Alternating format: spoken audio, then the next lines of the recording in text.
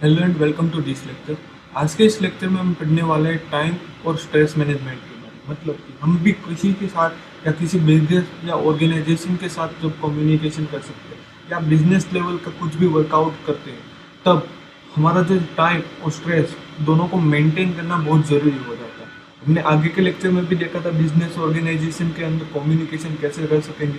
तो उसके अंदर हमने देखा था कि कैसे कैसे हम दूसरी कोई ऑर्गेनाइजेशन या किसी भी तरह का ऑर्गेनाइजेशन या कंपनी के साथ कम्युनिकेशन करना है तो किस किस चीज़ को आपको ध्यान में रखनी होगी, किस चीज़ पर आपको फोकस देना होगा। तो वो सारा का सारा हमने देखा।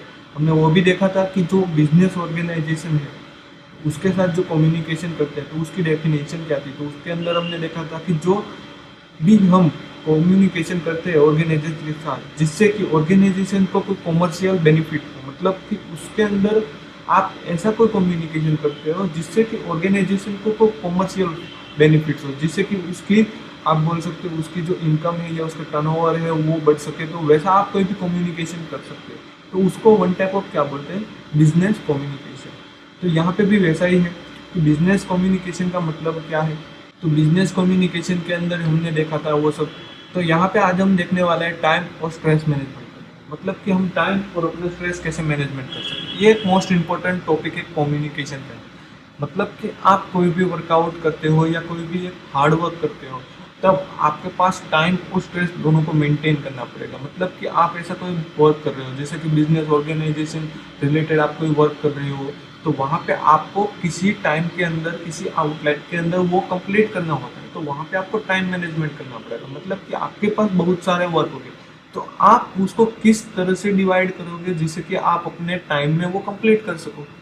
तो इसलिए आपका टाइम मैनेजमेंट होना वहाँ पे बहुत जरूरी है। दूसरा है स्ट्रेस मैनेजमेंट। तो स्ट्रेस मैनेजमेंट क्या होता है, कई कभी कभी कभार क्या होता है कि बड़ी बड़ी ऑर्गेनाइजेशन के अंदर देखने जाए तो वहाँ पे क्या होता है, कम टाइम के अंदर ज़्यादा काम करना होता है या कोई भी ऐसी सिचुएशन क्रिएट हो जाती है जिससे कि हमारे अंदर स्ट्रेस क्रिएट होना चालू हो जाता है। तो वहाँ पे हम किस तरह से हमारा स्ट्रेस मेंटेन करें जिससे कि हम अपने काम और टाइम पे फोकस कर सकें।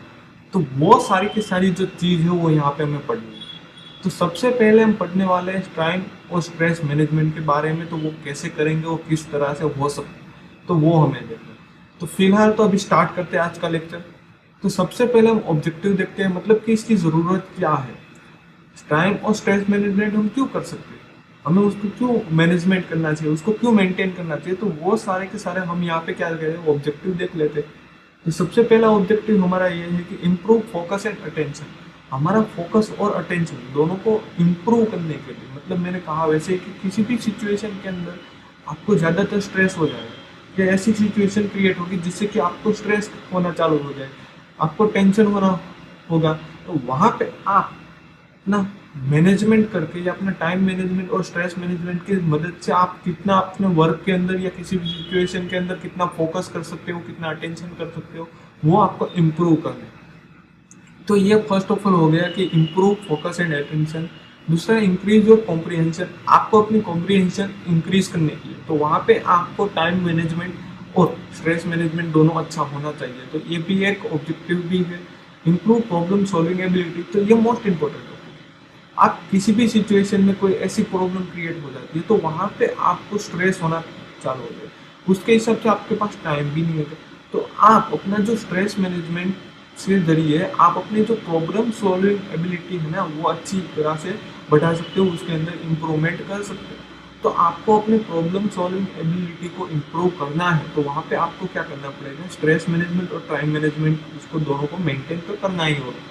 तो ये एक अच्छा सा एक ऑप्शन बन जाता है कि हम स्ट्रेस मैनेजमेंट क्यों करें। तो यहाँ पे आपको बताया गया है कि इम्प्रूव प्रॉब्लम सॉल्विंग एबिलिटी के लिए, improve test score and academic performance. तो कोई भी स्टूडेंट, तो आप ही बता दीजिए कि जो भी कोई स्टूडेंट है उसके अंदर कोई स्ट्रेस टेस्ट का स्कोर है, आपके एग्जामिनेशन के अंदर आपको अपना अच्छा स्कोरिंग करना है, एकेडमिक परफॉर्मेंस अच्छा बनाना है, तो उसके लिए आपको एज ए स्टूडेंट के तरीके से दोनों का टाइम और स्ट्रेस मैनेजमेंट करना ही होगा जिससे कि आप अपनी जो एजुकेशन लाइफ है उसको बढ़िया बना सके, उसके अंदर आप एग्जामिनेशन स्कोर भी अच्छा क्रिएट कर सके, उसको अपना गोल भी अच्छा परफॉर्म कर सके और एकेडमिक जो परफॉर्मेंस होता है आपका वो भी आप एक अच्छा सा एक इसके अच्छे अलग से इम्पैक्ट क्रिएट कर सके। तो उसके लिए आपको ये करना ज़रूरी रहेगा। तो ये आपको एज ए स्टूडेंट याद होना चाहिए कि स्ट्रेस मैनेजमेंट और टाइम मैनेजमेंट आपको दोनों ही ध्यान रखना। Improve your health and social life, मतलब कई कबार क्या होता है, आपने देखा होगा कि बड़े बड़े जो ऑर्गेनाइजेशन के अंदर इतना सारा वर्कलोड हो जाता है कि वो अपने हेल्थ के बारे में भी नहीं सोचते और सोशल लाइफ के बारे में भी नहीं सोचते। तो इसलिए आपको टाइम मैनेजमेंट करना होगा, जिससे कि आप अपना जो टाइम मैनेजमेंट के जरिए से अपना अच्छा हेल्थ बना सके और उसके साथ साथ अपनी सोशल लाइफ को भी मेंटेन कर सके, जिससे कि वर्क पे ही होता रहे और हमारा हेल्थ और सोशल लाइफ भी चलती है। तो दोनों को मेंटेन करने के लिए वहाँ पे आपको टाइम मैनेजमेंट करना एक ज़रूरी हो जाता है। तो ये बात आपको याद रखनी होगी, क्योंकि आप कोई भी बिजनेस या ऑर्गेनाइजेशन ओपन करते हो या अपना खड़ा करते हो तो वहाँ पे आपको सोशल लाइफ के साथ जुड़े रहना ही होगा, जिस तो ही आप अपना जो सोशल लाइफ के जरिए ही अपना बिजनेस को इम्प्रूव कर पाओगे। तो ये बात आपको याद रखनी है। Improve learning ability and more, आपको अपनी लर्निंग एबिलिटी स्ट्रॉन्ग बनानी है। तो एज ए स्टूडेंट आपको याद रखना होगा, ये तो जो लर्निंग एबिलिटी वाला टॉपिक है जो सबके लिए होता है, बट आपको एज ए स्टूडेंट याद रखना होगा कि अपनी जो लर्निंग एबिलिटी वो आपको बढ़ानी है। तो वहाँ पे आपको क्या करना पड़ेगा, ये दोनों जो स्ट्रेस मैनेजमेंट और टाइम मैनेजमेंट है वो दोनों तो आपको कम्प्लीटली मेंटेन करना होगा। तो ये बात आपको याद है। तो ये जो हमने सारे ऑब्जेक्टिव देखे, जैसे कि फोकस अटेंशन, हमारा जो फोकस और अटेंशन इंप्रूव करने के लिए, इंक्रीज कॉम्प्रिहेंशन, कोई भी क्रिटिकल कंडीशन है या कोई भी सिचुएशन है तो उसके अंदर हमारे प्रॉब्लम सॉल्विंग एबिलिटी को इम्प्रूव करने के लिए, जिससे कि हम अच्छी तरीके से शॉर्ट टाइम के अंदर किसी भी सिचुएशन का हल निकाल सकें। तो वो हमें कम्प्लीटली स्ट्रॉन्ग तरीके से मेंटेन करना होगा। उसके बाद as a student test score and academic performance अच्छा बनाने के लिए, स्ट्रॉन्ग बनाने के लिए हमें ये इम्प्रूव होना जरूरी है। उसके बाद है सोशल लाइफ और अपनी हेल्थ के लिए टाइम मैनेजमेंट होना बहुत ज़रूरी है। ये मोस्ट इंपॉर्टेंट एक गोल्डन आईएमपी की तरह ले सकते हो। और improve learning ability and more, तो ये जो सारे ऑब्जेक्टिव देखे, ये वन ऑफ द आप बोल सकते हो एडवांटेज भी कह सकते हो इसको, मतलब कि टाइम मैनेजमेंट और स्ट्रेस मैनेजमेंट का एडवांटेजेस क्या है। तो वो वन टाइप ऑफ ये ऑब्जेक्टिव है, वन टाइप ऑफ क्या है, एडवांटेजेस ही है ना, जिससे वजह से हम अच्छी तरीके से हमारा बिजनेस मेंटेन कर सकते हैं, हमारी लाइफ मेंटेन कर सकते हो, जिससे कि हम कोई सिचुएशन के अंदर कोई भी प्रॉब्लम है तो अच्छी तरीके से सॉल्विंग कर सकते हैं, हमारी सोशल लाइफ और हेल्थ को भी मेंटेन कर सकते हैं। तो ये जो सारे हैं आपको गोल्डन आईएमपी की तरह याद रखना है कि जो ऑब्जेक्टिव है या कोई भी एग्जाम के अंदर भी आ सकता है कि आप एडवांटेज बता दीजिए, तो ये वन टाइप ऑफ एडवांटेज ही है। तो ये हमने देखे ऑब्जेक्टिव कि कौन कौन से ऑब्जेक्टिव है। तो इसके बाद हम देखते हैं इंस्पायर्ड थॉट, मतलब कि आप इससे इंस्पायरिंग हो गए। If you want to make your dreams come true, first thing you have to do it's wake up. तो सबसे पहले आपको अपने ड्रीम को ट्रू बनाना है। मतलब कि ये क्या कहना चाहते हैं, फर्स्ट तो है इसका मतलब ये होता है कि जब भी आप अपने जो सपने होते हैं या अपने ड्रीम्स होते हैं उसको आप रियल लाइफ के अंदर कन्वर्ट करना चाहते हो, उसको अप्लाई करना चाहते हो, तो सबसे पहले आपको अपने जो वीकअप पॉइंट्स है उसके अंदर क्या करना होगा, काम करना होगा। मतलब कि जो भी आपके वीक पॉइंट है वो आप कवर कर लीजिए। इसलिए अपने आप ही जो ड्रीम्स है वो बनने चला जाएगा। मतलब कि आपको ट्रू होकर दिख रहा होगा कि आपको विजुअलाइज होगा कि जो मेरा ड्रीम है वो अभी क्या हो रहा है, वर्कआउट में है या वो कंप्लीट होने के, या मेरा गोल्स वो मैं कैचअप कर पा रहा हूँ। तो ये बात आपको याद रखनी। If you don't know where you are going, आपको पता नहीं कि आप कहाँ जा रहे हैं, you will probably end up somewhere else. मतलब कि वहाँ पे आप कोई भी प्रोबेबिलिटी क्रिएट कर सकते हो। ये भी एक inspiring, to get what you want to stop doing isn't work. मतलब कि आपको पता ही नहीं है कि आप क्या वर्क कर रहे हो या आप किस तरह का वर्क करो, तो वहाँ पे आपका वर्क कंप्लीट बंद कर दीजिए। तो आपको ये बात याद रखनी है कि अपने pickup point where you going, आपको वो पता होना चाहिए कि आप किस रास्ते पे जा रहे हो, और आपका वर्क जब भी आपको ऐसा लगे कि मैं गलत रास्ते पे जा रहा हूँ तो वहाँ पे बंद कर दीजिए। तो ये इंस्पायरेशन थॉट यहाँ पे दिए गए। अब आगे बढ़ते हैं व्हाट इज स्ट्रेस के बारे में। सबसे पहले हम देखते हैं स्ट्रेस क्या है। हमने आगे देखा उसके ऑब्जेक्टिव के बारे में कि ऑब्जेक्टिव कौन कौन से हैं। तो अब सबसे पहले हम देखने वाले हैं कि स्ट्रेस किसको कहते हैं। वो is stress, what is stress. तो स्ट्रेस कौन है, तो सबसे पहले stress is sort of tension और प्रेशर। टेंशन और प्रेशर को वन टाइप ऑफ क्या बोलते हैं, स्ट्रेस ही बोलते हैं। हमारे माइंड के अंदर कोई टेंशन है या किसी भी तरह का प्रेशर है तो वन टाइप ऑफ स्ट्रेस की तरह ही बन जाता है, जिससे कि हम उसकी क्या बन जाती है, आपको हार्ट वीक फील होना लगता है। तो ये बात आपको बताइए कि स्ट्रेस क्या है। तो stress one type of tension और प्रेशर को क्या बोलते हैं, स्ट्रेस को। Stress is your body way of responding to any kind of demand. मतलब कि जो स्ट्रेस होता है ना, जब आपके अंदर स्ट्रेस क्रिएट होगा तो वो आपकी बॉडी के किसी भी टाइप के अंदर वो डिमांड करने लगेगा। मतलब कि आपकी बॉडी वहाँ पे एक लूज होने जाएगी, आपका माइंड डाइवर्जेशन होगा। तो ये सारे के सारे जो एक कैरेक्टरिस्टिक है, तो वो किसके स्ट्रेस, मतलब कि जब भी आपको स्ट्रेस होगा तब आपका माइंड डाइवर्जेशन लगेगा, आपको काम के मन नहीं लगेगा, या आप किसी और वे के अंदर आप ग्रो करने लगोगे। तो ये बात आपको याद रखनी है, वहाँ पे आपको अंदर स्ट्रेस होगा। तो ये भी आपको कंप्लीटली याद है। It can be caused by both good and bad experience. वो किस तरीके से हो सकता है, तो वो गुड एक्सप्रेशन से भी हो सकता है और बैड एक्सप्रेशन भी हो सकता है। आपको पता होना चाहिए कि किस तरह से जो स्ट्रेस हो सकते हैं, या हम उसको रियलाइज कर सकते हैं। तो गुड एक्सप्रेशन के जरिए से भी और बैड एक्सप्रेशन के जरिए से भी वो रियलाइज हो सकता है। Stress is a form of pain. Stress क्या है, वन टाइप ऑफ एक ऐसा पेन है, a messenger that come from inside, जिससे कि अंदर हमें कुछ ना कुछ मैसेज, हमारे माइंड के अंदर कुछ ना कुछ मैसेज क्रिएट होना चालू हो जाए, which tell you that there is something you need to change. मतलब कि वहाँ पे आपको लगता है कि आपको किसी भी तरह का चेंज लाने की ज़रूरत है, वहाँ पे आपको कुछ करने की ज़रूरत है, वैसा आपको माइंड डाइवर्जेशन हो जाता है। तो ये सब आपको याद रखना है कि स्ट्रेस क्या है, वन फॉर्म, मतलब कि एक पेन का ही टाइप्स है, वन टाइप ऑफ आप एक पेन ही बोल सकते हो।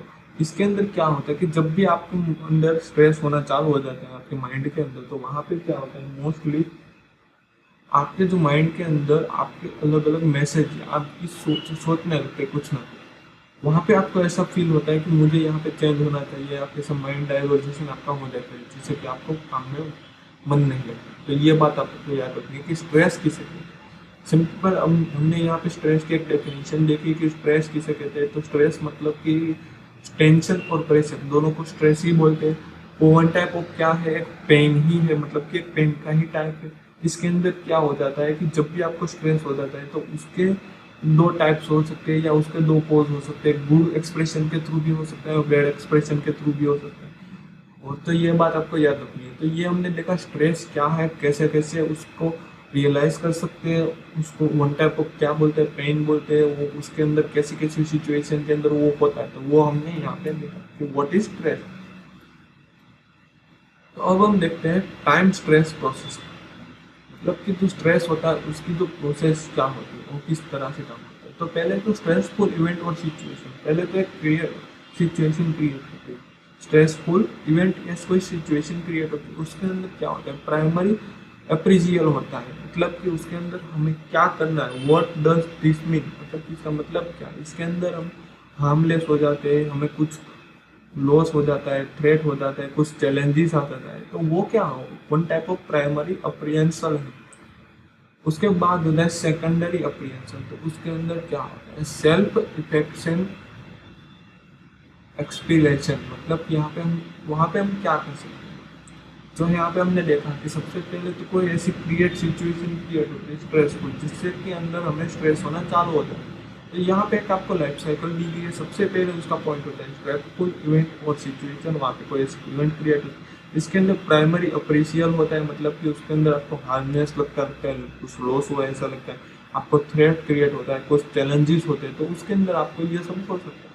उसके अंदर आप क्या करोगे, व्हाट कैन आई डू, मैं क्या करूँगा। तो वहाँ पे आप कुछ ना कुछ, मैंने कहा कि वैसे आप स्ट्रेस को रिलीज करने के लिए कुछ ना कुछ बॉडी एक्सप्रेशन करोगे, गुड या कोई दूसरे को।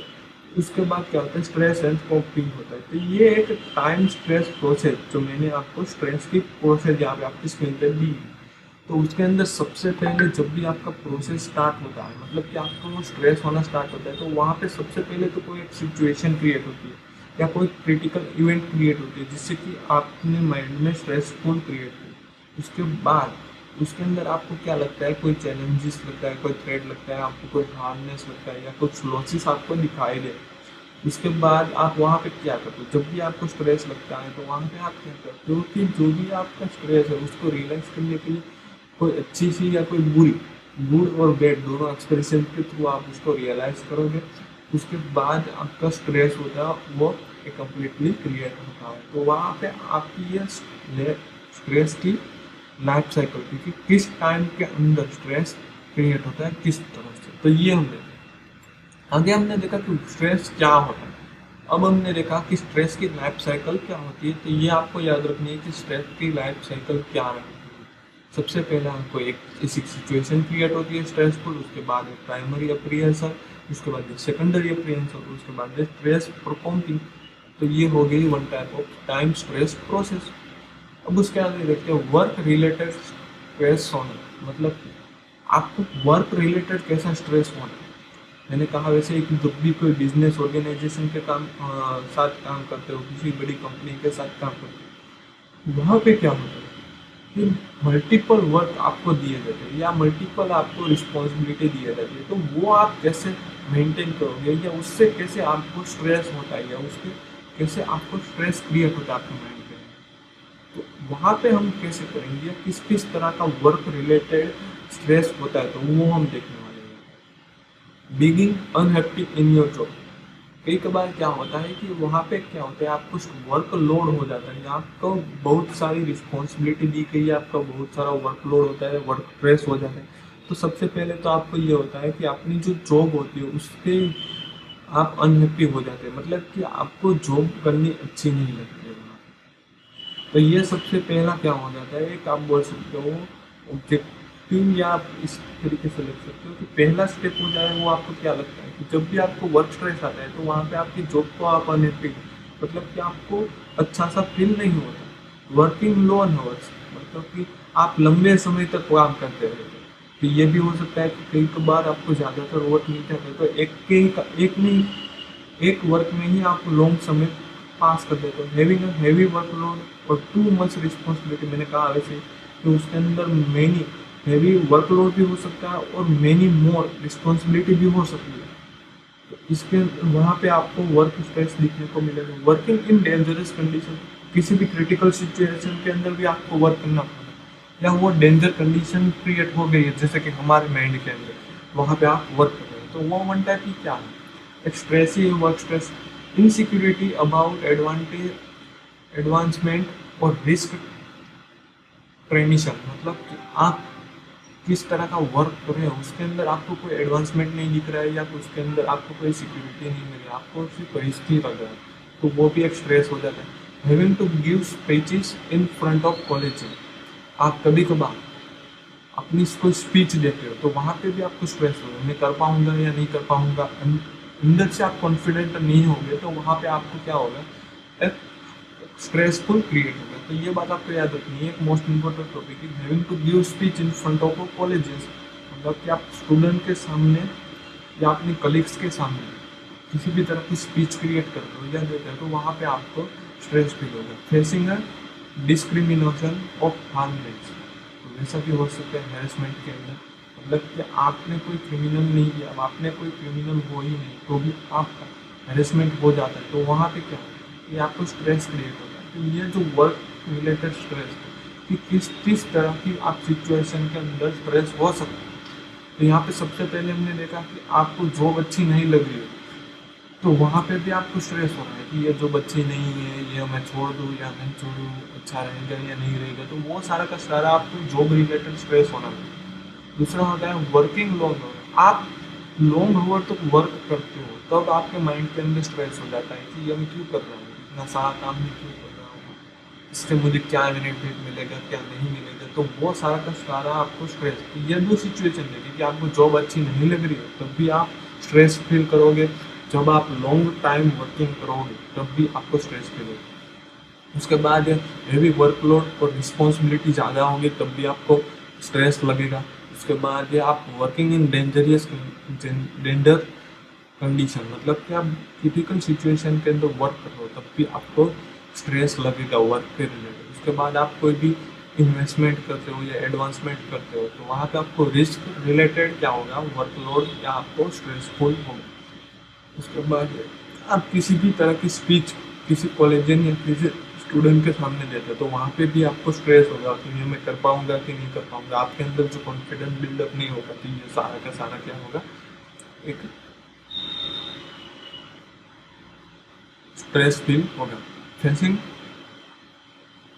डिक्रिमिनेशन हरासमेंट, मतलब कि मैंने कहा वैसे ही कि जब भी आपने कोई ऐसा काम नहीं किया जिससे कि आपको उसकी सजा मिल रही है तो वहाँ पे भी आपका स्ट्रेस होगा। तो ये सारे के सारे जो हमने बोल किए कि वर्क रिलेटेड स्ट्रेस है, आप किस किस टाइप का वर्क करोगे या किस किस टाइप का काम करोगे जिससे कि आपको स्ट्रेस मिलेगा। तो ये आपको एक गोल्डन एमपी की तरह याद रखनी, डिसएडवांटेजेस के अंदर आ सकता है या आपको वर्क रिलेटेड स्ट्रेस भी पूछा जा सकता है एग्जाम के अंदर, तो वो आपको कम्प्लीटली याद रखना है।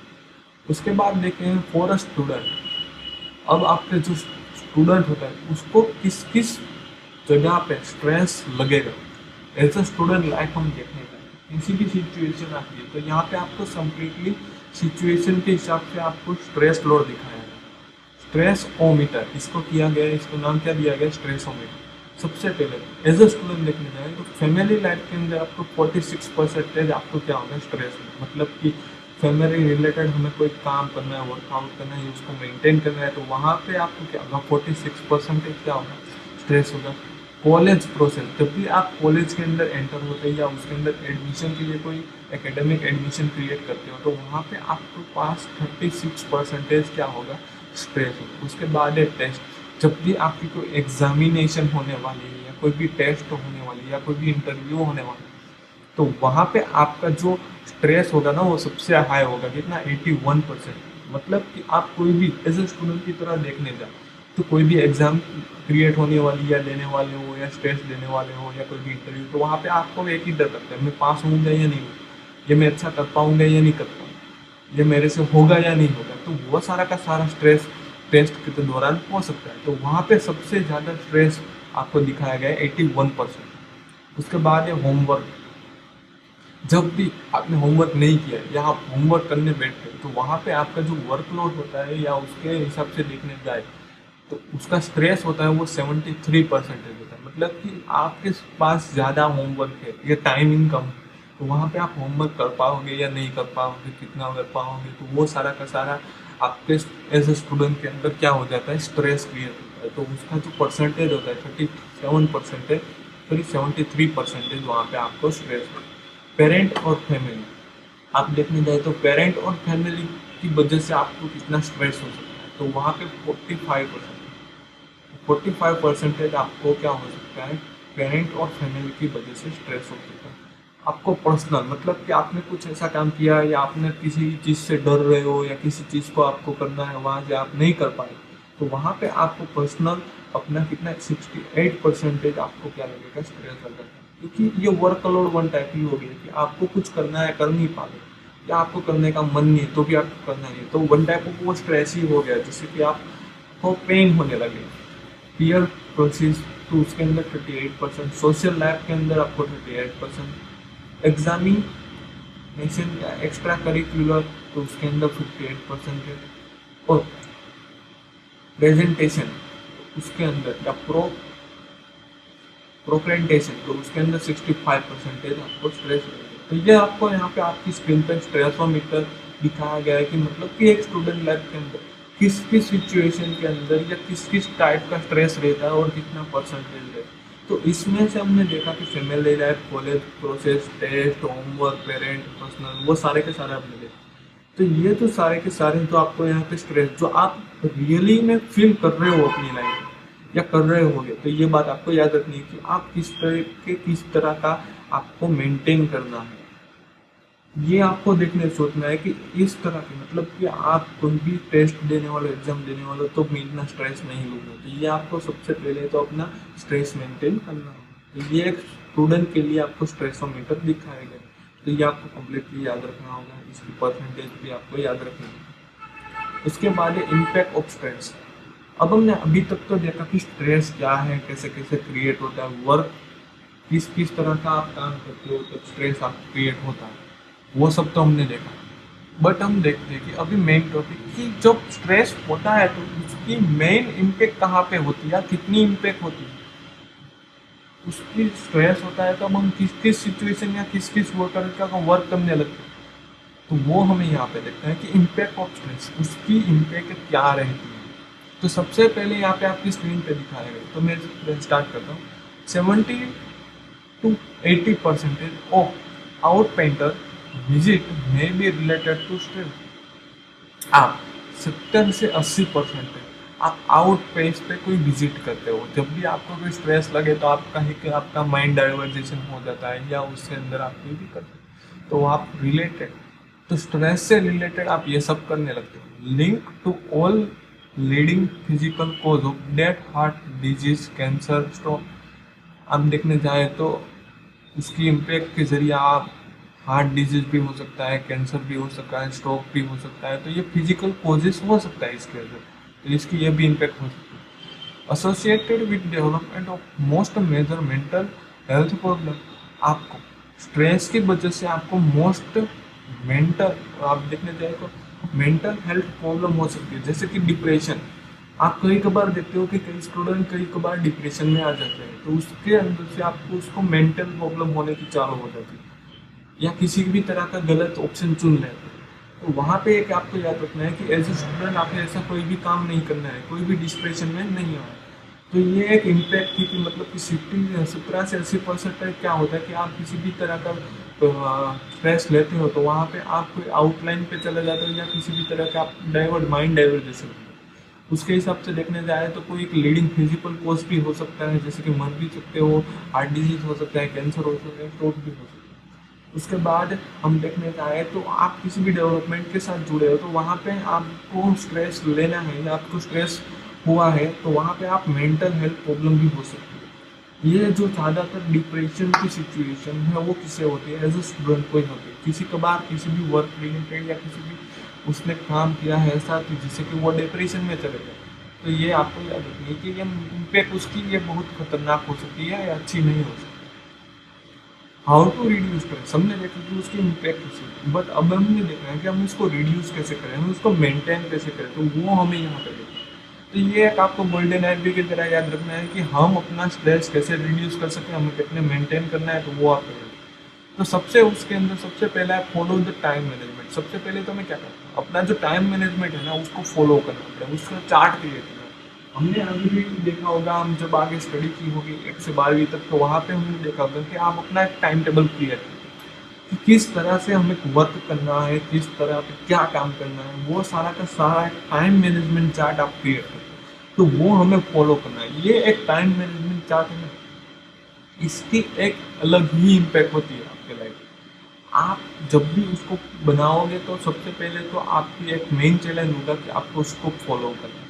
उसको फॉलो करने के अंदर सारी दिक्कत आ सकती है, बट जब भी आप उसने अपनी हैबिट बना ली ना टाइम मैनेजमेंट फॉलो की, तो वो आपकी लाइफ का सबसे बेस्ट काम हो जाएगा। मतलब कि आप कंप्लीटली स्ट्रेस फ्री रहोगे, किसी भी तरह का आपके लाइफ में स्ट्रेस नहीं। तो आपको एक कंप्लीटली याद रखना है कि टाइम मैनेजमेंट चार्ट को फॉलो करना है। Daily 40 minute exercise, meditation and योग। तो डेली आपको, मैं तो एक प्रीफर करता हूँ आपको कि डेली मॉर्निंग को, जब भी अर्लियर मॉर्निंग हो तो आपको डेली 40 मिनट 14 मिनट्स आपको एक्सरसाइज करनी है, मेडिटेशन करना है, योगा। इससे क्या होगा, हमारी जो बॉडी है ना वो एक स्ट्रेसफुल होगी, तो वहाँ से स्ट्रेस कंप्लीटली रिड्यूस हो जाएगा, आपका मन शांत हो जाएगा। इससे कि आपको एक अंदर से अलग ही स्ट्रॉन्गनेस फीलिंग होगी। तो ये बात आपको याद रखनी है कि डेली आप कभी कभार कर सकते हो, बट आप मॉर्निंग में करोगे तो वो उसका जो अलग इम्पैक्ट ही क्रिएट होगा। तो आपको ये बात याद रखनी है कि आपको डेली 14 मिनट्स एक्सरसाइज, मेडिटेशन या योगा करना है। 7 आवर स्लीप डेली। आपको एक बात याद है कि आपको डेली 7 आवर तो स्लीप कम से कम करना ही है। कई कबार क्या होता है कि स्टूडेंट लाइफ ऐसे देखने जाए तो वो किसी वर्कलोड के हिसाब से वो नाइट भी कर लेते हैं या उसको नाइट पे देर तक काम करते हैं। तो वहाँ पे आपको यह नहीं करना है, आपको अपनी लाइफ में डेली टू डेली 7 आवर्स तक आपको डेली स्लीप तक करना ही है, जिससे कि आपको अपनी जो बॉडी हो कम्प्लीटली हेल्पफुल बनी रहे, उसके अंदर कोई भी इंजरी ना हो या कोई भी डिसीज ना हो। तो ये बात आपको याद रखनी है कि 7 आवर आपको डेली स्लीप करना। प्रॉपर हेल्थली डाइट, एक आपको डाइट भी फॉलो करनी होगी, जिससे कि आपके अंदर आपकी या आपकी बॉडी के अंदर कोई भी डिसीज ना हो। तो इसके लिए आपको प्रॉपर हेल्थली डाइट करनी पड़ेगी। बेटर कंसंट्रेशन फोकस, आपको अपना कंसंट्रेशन और फोकस कंप्लीटली बनाए रखना है। मतलब कि आप किसी भी तरह का वर्क कर रहे हो या किसी भी तरह का काम कर रहे हो तो उसके अंदर आपको कॉन्सेंट्रेशन होना चाहिए, कम्प्लीटली आपका कम्प्लीटली फोकस होना चाहिए, जिससे कि आपको कोई दूसरा काम नहीं, अपना माइंड डाइवर्जेशन ना हो। मोस्ट स्टेबल मूड, आपका मूड स्टेबल होना चाहिए, ये बात आपको याद रखनी है। फोकस ऑन हॉबीज, आपको हॉबीज पे भी फोकस करना चाहिए, जिससे कि आप अपना जो माइंड है उसको कम्प्लीटली रिड्यूस कर सको, स्ट्रेस फ्री कर सको। तो ये जो सारे के सारे जो हमने टॉपिक देखी है रिड्यूस स्ट्रेस के टॉपिक है, हम किस तरह के रिड्यूस कर सकते हैं माइंड को। तो सबसे पहले हमने देखा उसके अंदर follow the time management chart, दूसरा देखा daily 14 minute exercise, meditation and yoga, 7 hour daily sleep, proper healthy diets, better concentration और focus, more stable mood, focus on hobbies। तो ये जो आपको कम्प्लीटली फॉलो करना है एज ए स्टूडेंट लाइफ, आपको ये कम्प्लीटली फॉलो करना है, जिससे कि आप अपने स्ट्रेस से बच पाए और आप अपना जो माइंड है उसको स्ट्रेस फ्री कर सकें और अच्छी तरीके से उसका यूटिलाइज कर सकें। तो ये बात आपको कम्प्लीटली याद है। वाई टाइम मैनेजमेंट, अब हमें देखना है टाइम मैनेजमेंट। आगे के हमने देखा था स्ट्रेस मैनेजमेंट कैसे करेंगे, अभी तक हमने स्ट्रेस मैनेजमेंट के बारे में पता कि स्ट्रेस मैनेजमेंट कैसा हो सकते हैं, उसकी क्या इम्पैक्ट रहेगी, उसके हमें क्या क्या होगा, किस तरीके से उसको हम बॉडी के अंदर देख सकते हैं, उसको कैसे रिलीज कर सकते हैं, उसको हम कैसे रिड्यूस कर सकते हैं, वो हमें अब हमें देखना है वाई टाइम मैनेजमेंट, हमें टाइम मैनेजमेंट क्यों करना है, क्या ज़रूरत है हमें टाइम मैनेजमेंट करने की, तो वो सब हमें बेटर रिजल्ट, हमें अपनी लाइफ के अंदर कोई भी बेटर रिजल्ट चाहिए या कोई भी हमारा गोल अचीव करना है, हमारे ड्रीम्स कम करने हैं, हमारे ड्रीम्स ट्रू करने हैं, तो वहाँ पे आपको टाइम मैनेजमेंट बहुत ज़रूरी है। टाइम जब आप अपना कंप्लीटली टाइम यूटिलाइज करोगे तो आपका कोई भी वर्क नहीं रुकेगा, आप अपने गोल से अच्छी तरीके से रीच कर पाओगे, उसको कम टाइम के अंदर आप उसको कैचअप कर पाओगे। तो ये बात आपको याद रखनी है कि बेहतर रिजल्ट के लिए आपको टाइम मैनेजमेंट करना है। उसके बाद है डाइवर्सिटी और डेली रूटीन, आपको डेली रूटीन को शिफ्ट करने के लिए, तो ये बात आपको याद रखनी है। मतलब कि आप डेली रूटीन एक क्रिएट कर लोगे जिससे कि आपको पता चले कि किस तरीके का वर्क हमें कब करना है, जिससे कि हमारा डेली का टाइम यूटिलाइज हो सके, किस किस तरह का टाइम हम जो ऐसे ही बिता देते हैं उसको हम कम्प्लीटली यूटिलाइज कर सकें। Time is only one time, you can not get back. हमको ये याद रखना है टाइम एक ही बार है, उसको हम दूसरी बार नहीं यूज कर सकते, आज गया वो कल नहीं आने वाला। तो ये बात आपको कम्प्लीटली याद रखनी है, तो इसलिए हमें टाइम मैनेजमेंट करना है। अवॉइड स्ट्रेस, हमें स्ट्रेस फ्री लेने के लिए टाइम मैनेजमेंट करना है। कई कबार क्या होता है जब हम फ्री बैठे होते हैं तो हमारे माइंड के अंदर कुछ अनाप शनाप आ जाए, कुछ सोचने लगते हैं, जिससे कि हमारे माइंड के अंदर कुछ ना कुछ स्ट्रेस क्रिएट, तो आप उस टाइम पे कुछ ना कुछ वर्क करते हो या आप कुछ ना कुछ काम में लगे रहते हो, तो वहाँ पे आपका माइंड अपने काम के अंदर फोकस कर रहा होगा, जिससे कि उसको कोई भी प्रकार का आपको सोचने की या आपको कोई विचार नहीं आएगा। तो ये बात आपको याद रखनी है कि टाइम मैनेजमेंट के थ्रू हम स्ट्रेस को अवॉइड कर सकते हैं।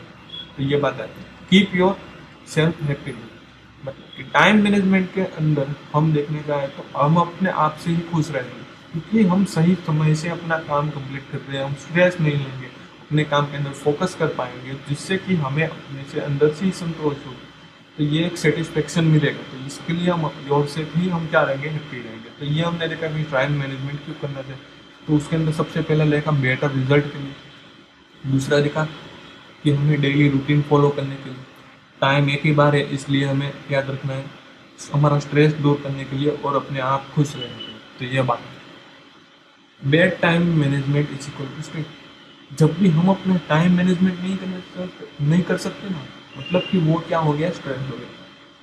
आप मान लीजिए कि आपको 2 दिन के बाद एग्जाम, बट आप एग्जाम के लिए प्रिपेयर ही नहीं करोगे अपना टाइम, किस तरीके से हम किस सब्जेक्ट को कब पढ़ने वाले कब नहीं पढ़ेंगे, तो वो आप पहले से ही मेंटेन नहीं करोगे, तो एग्जाम पे दिन पे आपको स्ट्रेस ही होगा, या उसके आगे के दिन पे देखिएगा कि आपने कुछ पढ़ा ही नहीं, आपका ये बाकी रह गया, ये बाकी रह गया। तो ये बात आपको याद रखनी है, बेड टाइम मैनेजमेंट मतलब किस तरह, जब भी आप अपना टाइम मैनेजमेंट अच्छा नहीं कर पाओगे, मतलब कि वहाँ पे आपको स्ट्रेस क्रिएट होना चालू हो जाएगा, जैसे मैंने आगे भी कहा।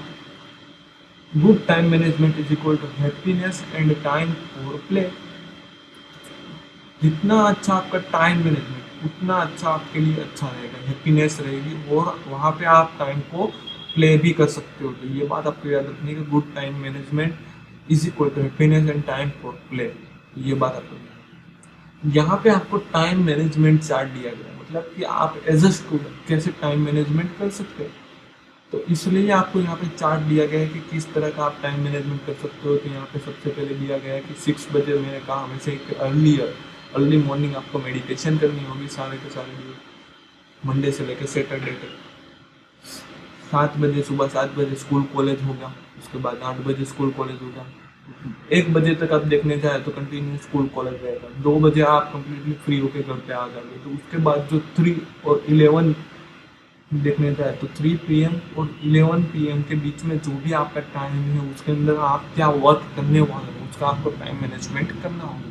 तो ये बात आपको याद रखनी है कि टाइम मैनेजमेंट कैसे करते हैं। स्कूल कॉलेज यहाँ पे आपको लिखा है स्कूल कॉलेज, तो येलो कलर का जो भी यहाँ पे आपको डिजाइन किया गया है वो क्या है, स्कूल कॉलेज। जो ये आप देखने जाए पर्पल टाइप का 3-4 PM, less productivity time, you can take short nap, social time, use internet, reading newspaper. तो ये सारे के सारे काम आप 3 और मतलब कि 3 और 4 बजे के अंदर आप कर सकते हो।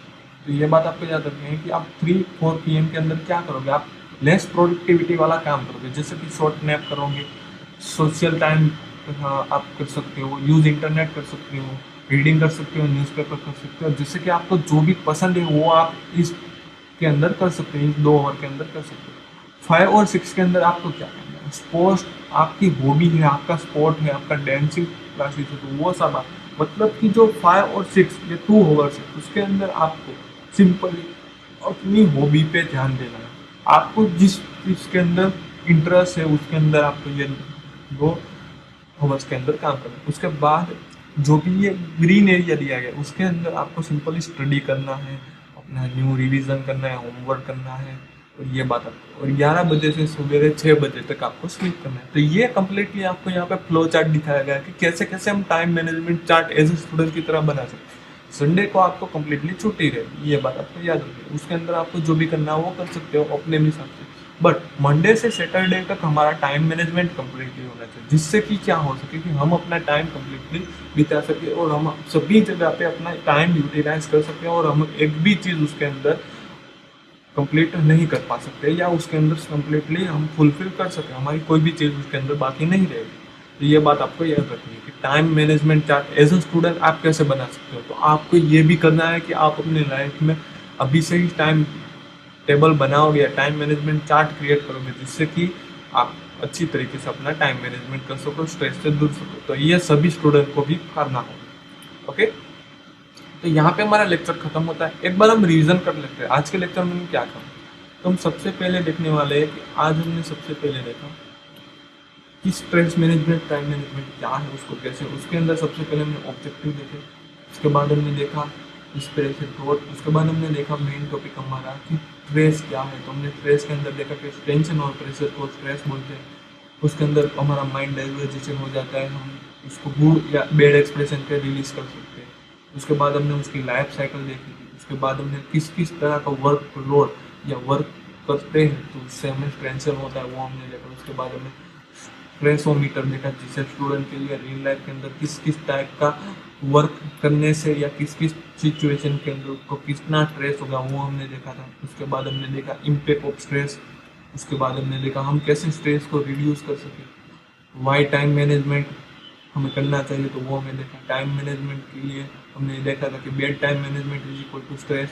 अच्छा टाइम मैनेजमेंट करोगे तो मतलब कि happiness and time for play. उसके बाद हमने देखा टाइम मैनेजमेंट चार्ट। तो यहाँ पे आपको असाइनमेंट दिया गया है, तो ये लेक्चर कंप्लीट होने के बाद आपको ये फिलअप करना है। Okay, thank you.